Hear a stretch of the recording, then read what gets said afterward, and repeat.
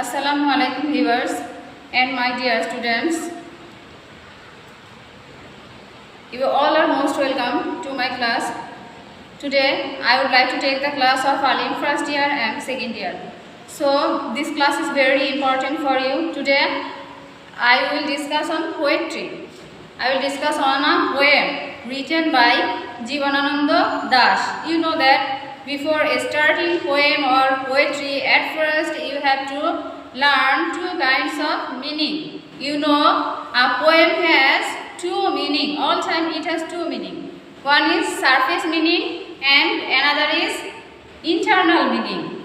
And this poem already I have told that the writer is Jivanananda Das. You know, Jivanananda Das is called a nature poet. He is called a nature poet. He was born Borishal division. He was born 1899 and he was died 1954. He is called a nature poet, as I have already told that he is called a nature poet. So in his poetry or in his poem we learn what is nature, what is the relationship with nature and a human being.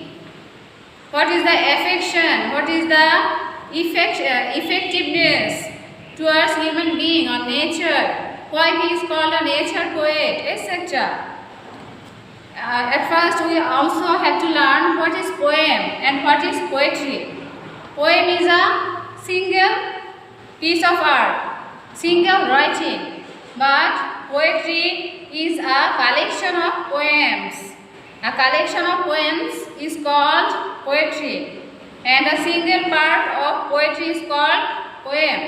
And now, poem we cannot but tell another thing, that what is poem or poetry?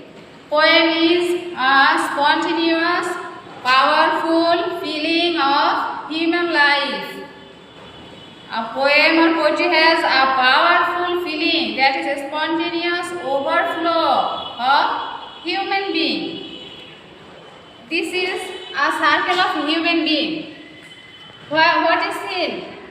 Human being born in this world, totally innocent. Human being, a human child. An infant, we know an infant is innocent.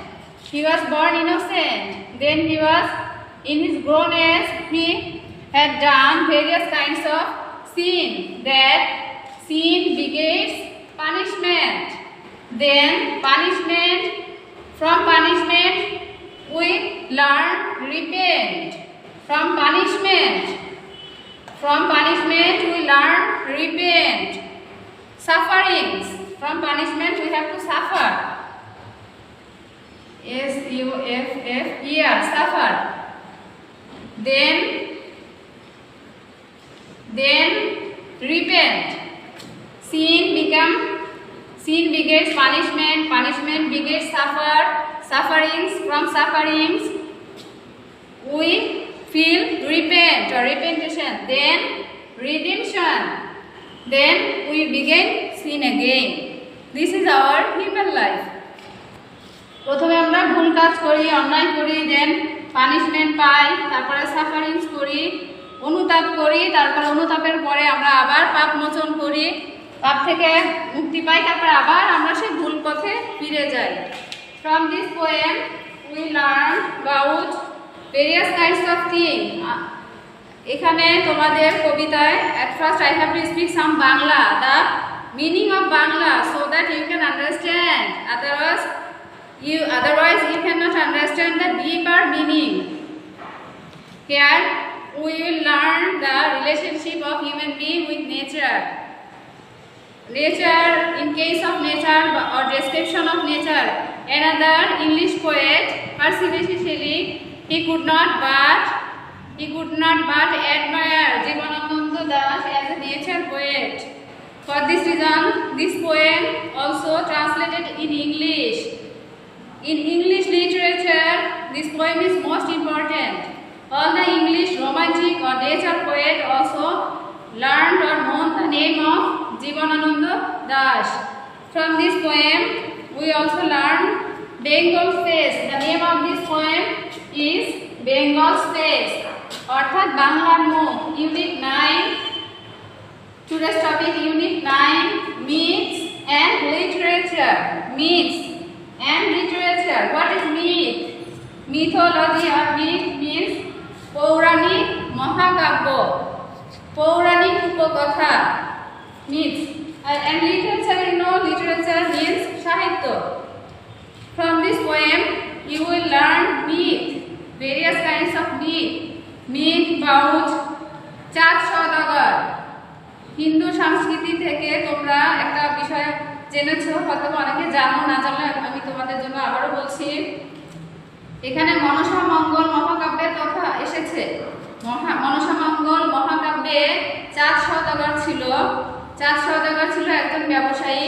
তিনি ব্যবসার উদ্দেশ্যে এসেছিলেন এক জায়গা তো সেখানে এসে তার 6টা পুত্র সন্তান ছিল এবং মনসা তিনি তখন শিবের পূজা করতেন কিন্তু মনসা দেবী তাকে দেখে স্বপ্নে দেখিয়েছিলেন এবং মনসা দেবী চেয়েছিলেন তিনি যেন শিবের পূজা না করে তিনি যেন মনসার পূজা করেন কিন্তু তিনি মনসার পূজা করতে অস্বীকার করেন যার কারণে মনসা সাপ আকৃতি ধারণ করে তার 6টি পুত্র সন্তানকে একে একে মেরে ফেলেন তারপরে তার সমস্ত ধন সম্পদ তিনি ছিলেন একজন ব্যবসায়ী তার সমস্ত ধন সম্পদ মনসা দেবী কেড়ে নিয়ে যায় এবং অবশেষে দেখা যায় তার আরেকটি ছেলে হয় যার নাম লক্ষিন্দর তোমরা বেহুলা লক্ষিন্দরের কাহিনী অনেকে শুনেছো আমি বলেছি যে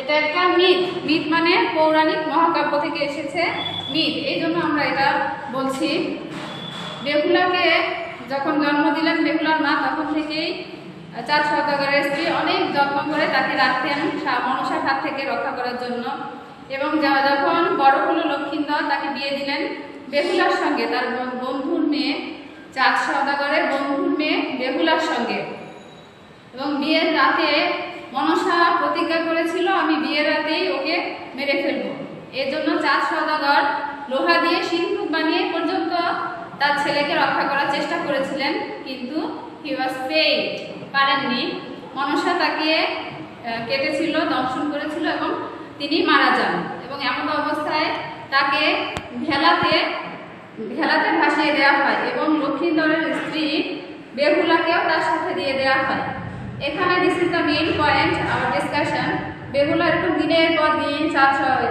লক্ষিন্দরের সঙ্গে ভেলায় ভাসতে থাকে ভেলায় ভাসতে ভাসতে এক সময় প্রকৃতি তার দুঃখ কষ্টে প্রকৃতি তার প্রতি তার দুঃখ কষ্টে প্রকৃতিও বিষণ্ণতা ধারণ করে এবং এক সময় তাদের গডেসরা তার প্রতি আহ্বান জানায় যে এই যে দেবীরা বা দেবতা আছে তিনি বেহুলা বারবার দেবতাদের কাছে তার স্বামীর প্রাণ ভিক্ষা দেওয়ার জন্য আকুতি জানায় এবং এমন সময় তার কষ্টে তার দুঃখে দেবতারা একসময় বিষণ্ণ হয়ে যায় এবং তাকে সুযোগ দেওয়া হয় যে দেবতাদের কোর্টে এসে বা দেবতাদের মণ্ডপে এসে আসনে এসে দেবতাদেরকে নিচে গিয়ে যদি তুষ্ট করা যায় তাহলে তার স্বামীর প্রাণ ফিরিয়ে দেওয়া হবে এবং সেটাই করা হয় আমরা এই কবিতার শেষাংশে এটাই পাবো আমি এই জন্য একটু বাংলায় বলে নিলাম যখন ইংলিশে পড়বো হয়তো তোমাদের বুঝতে একটু কষ্ট হতে পারে এই জন্য আমি বেঙ্গলি মিনিং বা মেইন জিনিসটা একটু বললাম তার আগে আমরা কিছু কথা পাবো কিছু লাইন্স পাবো যেখানে জীবনানন্দ দাশ বাংলার নেচার বাংলার গাছপালা বাংলার মানুষ বাংলার তরুলতা ইত্যাদি নিয়ে তিনি ডিসকাস করেছেন এবং ডিসকাশন করতে করতে একসময় তিনি বেহুলা লক্ষিন্দরের কথাটাও এখানে তুলে ধরেছেন আসলে তিনি বেহুলার কথাটা এই জন্যই তুলেছিলেন যে বেহুলা যখন খেলায় ভাসতে ভাসতে এক নদী থেকে আরেক নদী এক জায়গা থেকে আরেক জায়গা যাচ্ছেন তখন তিনি তার কষ্টে প্রকৃতিও তার প্রতি সহানুভূতি প্রদর্শন করেন আমরা যেমন পড়েছিলাম তোমরা পড়েছো ফার্স্ট পেপারেই তোমাদের প্রোজে the rime of ancient mariner who was he? He was an old mariner. He was killed. He was shoot an innocent albatross, and that albatross, for killing the albatross, he had to suffer a lot. For this reason, we already shown that the circle of human life, he had to suffer sin. He had done a sin, then punishment, and then he suffered he repaid, he was at last he got redemption, and that is our human life, and all these things are related with our own life, own nature, and for all these things Jivanananda Das discussed. Now let us come to start the poem. The name of this poem, Bengal's Face, অর্থাৎ বাংলার মুখ. Because I have seen Bengal's face, I will see it no more. কারণ আমি I have seen Bengal's face, আমি বাংলার মুখ দেখেছি. I will seek no more. Seek, S-E-E-K, seek, S-E-E-K, seek মানে খোঁজা বা অন্বেষণ করা.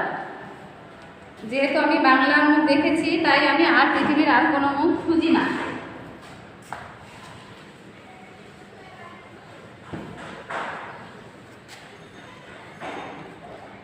Before learning poem, at first you have to learn the critical or unknown words. Okay, seek means khoja.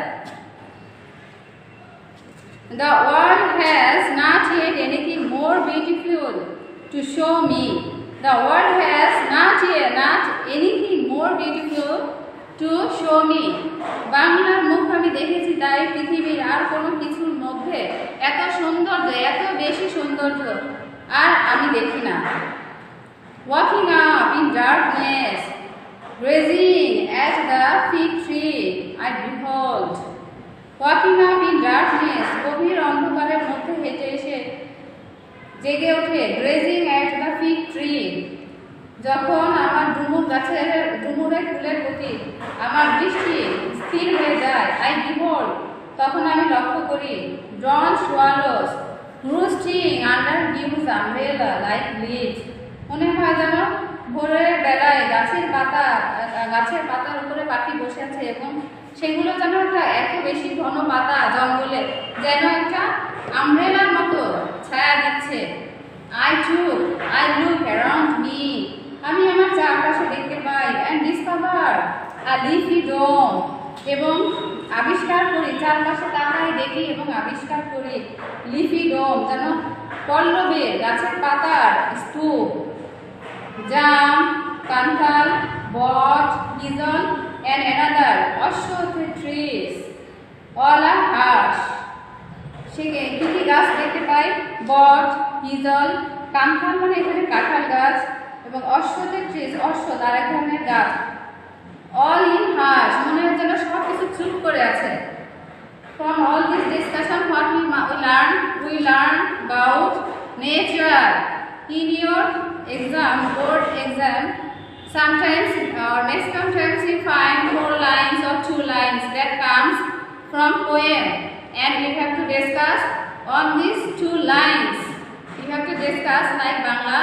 You have to give explanation on these 2 lines. For this reason, you have to learn the main topic, the elaborate discussion. এখানে কবি বলছেন যে আমি যখন বাংলার মুখ দেখেছি আর পৃথিবীর কোনো মুখ দেখতে চাই না. পৃথিবীর কোনো কিছুই আমার কাছে এত সুন্দর লাগে না, এত ভালো লাগে না. বাংলার মেঘ, বাংলার গাছপালা, বাংলার কাঁঠাল, হিজল, কমলের ছায়া পৃথিবীর আর কোথাও এত সুন্দরভাবে আমি পাই না. সব কিছুই মনে হয় যেন হার্শ হয়ে আছে. সব কিছুই কবির কাছে একটা কবির ফিলিংস, কবির স্পন্টিনিটি, কবির love, nature, love towards nature. All these things expressed here.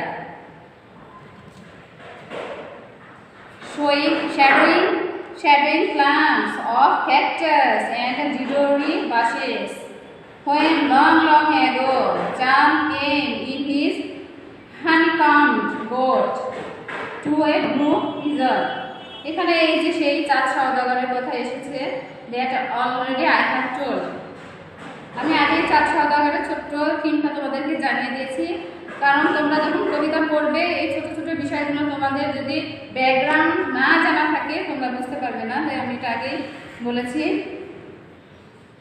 Shadowing plants of cactus and gidori bushes, মনে হয় যেন all অল ইন আ হার, সব কিছু চুপ করে বসে আছে। শ্যাডোইং ক্লাউডস, ছায়ার মতো, তমালের ছায়ার মতো। অ্যান্ড ক্যাকটাস মানে ফণি মনসা অ্যান্ড জিলোরি বাসেস, এবং ছোটি বনে। এখানে কবি the poet explain various sides of nature.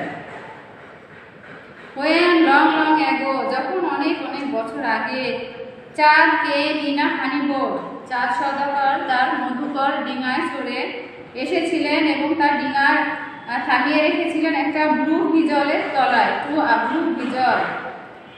But and bought and Kamal said near the Champa, he too sighted Bengal's incomparable beauty. Bot and tamal shade, বট এবং তমালের ছায়ায়, দা চম্পা, সে চম্পা নগরীতে এসে রেখেছিলেন তার বোট, তার নৌকা। কিছু সাইটেড, তিনি দেখেছিলেন বেঙ্গলস ইনকম্পারেবল বিউটি, তিনি তার ডিঙা সেখানে থামিয়ে দেখেছিলেন বাংলার সেই অতুলনীয় সৌন্দর্যকে। ওয়ান ডে, একদিন, এলাস হাই, সেই দুর্ভাগ্য, এলাস মিন্স দুর্ভাগ্য, in the Gamburi, on a raft, একদিন ভেলায় করে, on the Gamburi, on a raft, গাম্বুরির ভেলায় করে একদিন, as the waning moon sank on the river sand banks, as the waning moon, waning মানে ওয়ানিং মুন, যখন চাঁদটা বা জ্যোৎস্নাটা প্রায় শেষের পথে চলে আসে, রাত পেতে যায় বা অমাবস্যা আসবে, এমন একটা সময়কে বলা হচ্ছে as the waning moon sank, যখন সেই সূর্যটা ডুবে ডুবে যায়, চাঁদটা বা মুনটা যখন শেষ হয়ে যায়, ডুবে ডুবে যায়, on the river sand bags, তখন সেই রিভার নদীর পাশে ভেলায় করে ভাসিয়ে দেওয়া হয়েছিল বেহুলাকে, বেহুলা এবং লক্ষিন্দরকে। বেহুলা টু স কাউন্টেস অশ্বস বা অশ্বস বস বিসাইডস গোল্ডেন রাইস ফিল্ডস, বেহুলাকে যখন ভেলায় করে ভাসিয়ে দেওয়া হচ্ছিল, যখন বেহুলা ভেলায় করে পানির মধ্যে থেকে যাচ্ছিল, তখন বেহুলা দেখতে পেল তার দুই পাশে ধানের গাছগুলো, ধান শুকিয়ে বা ধান পেকে ধানগুলো ম্যাচিউর হয়ে সোনালি আকার ধারণ করেছে। প্রকৃতির অপরূপ একটা সৌন্দর্য তার চোখে ভেসে এসেছিল। যদিও তিনি ছিলেন, তার মন ছিল না, মনে এত আনন্দ ছিল না। He was very melancholy in her mentality, her mind was very gloom, but the nature supported her at her critical situation. Nature supported her, nature helps her. Golden fields and hear the thrushes soft song, এবং যখন তিনি সেই সোনালী ধানের মধ্যখান থেকে ভেলা ভাসিয়ে যাচ্ছিলেন, তখন তিনি শ্যামার সফট সং, তিনি শুনেছিলেন শ্যামার সেই মৃদু, শ্যামার কণ্ঠে সেই নরম মেলানকলিক সং, যার সেই সঙ্গীতের মধ্যে, শ্যামার সেই গানের সঙ্গে তিনি তার সেই বেহুলার কষ্টটাও একাকার হয়ে গিয়েছিল। ওয়ান ডে, একদিন, অ্যারাইভিং ইন অমরা, যখন তারা একদিন ভেলায় বসে বসে এক অমরা নগরীর কাছে আসলেন, যেখানে শুধু দেবতারাই থাকে। ফায়ার গডস হেল্প কোর্ট, যেখানে দেবতারা তাকে কোর্টে নিয়ে আসলো, দেবতাদের মহলে, দেবতাদের স্থানে নিয়ে আসলো। When she danced like a desolate wagtail, এবং সেখানে দেবতাদের সভায় তিনি নেচেছিলেন লাইকে, যতক্ষণ পর্যন্ত, ওয়াক্তি মানে ঘুঙুরের মতো, তার পায়ে ঘুঙুর ছিল, সেই ঘুঙুরটাও ডেসুলেট মানে একাকিত্ব, তিনি যখন ডান্স করছিলেন, তিনি তার কষ্টটা, তার সেই জীবনে চাওয়া পাওয়া, তিনি জানতেন যে তিনি যদি দেবতাদেরকে তুষ্ট করতে পারেন, তাহলে তার এই নেচে তুষ্ট করতে পারেন, তাহলে সে লক্ষিন্দরের প্রাণ আবার ফিরে পাবে। এই জন্য তিনি মরণ প্রাণ হয়ে নাচছিলেন। ডেজুলেট ওয়াক্তি, ঘুঙুরের মতো, তার ঘুঙুরগুলো যেন তার পায়ে কাঁপছিল। Bengal's rivers, fields, flowers, wait like strings of bells on her feet. বাংলার নদী, বাংলার মাঠ, ফ্লাওয়ার, বাংলার ফুল, বাংলার ঝর্ণা, বাংলার সব কিছুই যেন তার পায়ের কাছে এসে পড়েছিল, তার কষ্টে সব কিছুই সামিল হয়েছিল। Now I have completed this poem. This is the you have to read out this poem. Now, you will just imagine a thing. You have to write 2 lines or 4 lines in your exam, and you can, if you think or if you express the main gist of this poem in simple words in 10 lines, 8 lines, if you clearly estimate the gist that already I have told, I think you must obtain 10 marks in your exam.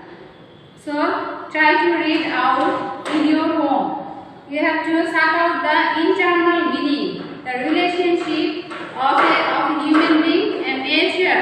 Why Jeevanananda Das is called a nature poet. Already you have understand. I think you understood everything. So dear students, if you feel any problem, try to communicate with me, and I also tell again, read in your home, practice in your home. No more today, students. I will try to take another class in my another class. So read very carefully and seriously. I also hope that you are well and stay home, stay safe. Wash your hands after every few minutes, every sometimes at least 20 seconds. So thank you, dear students.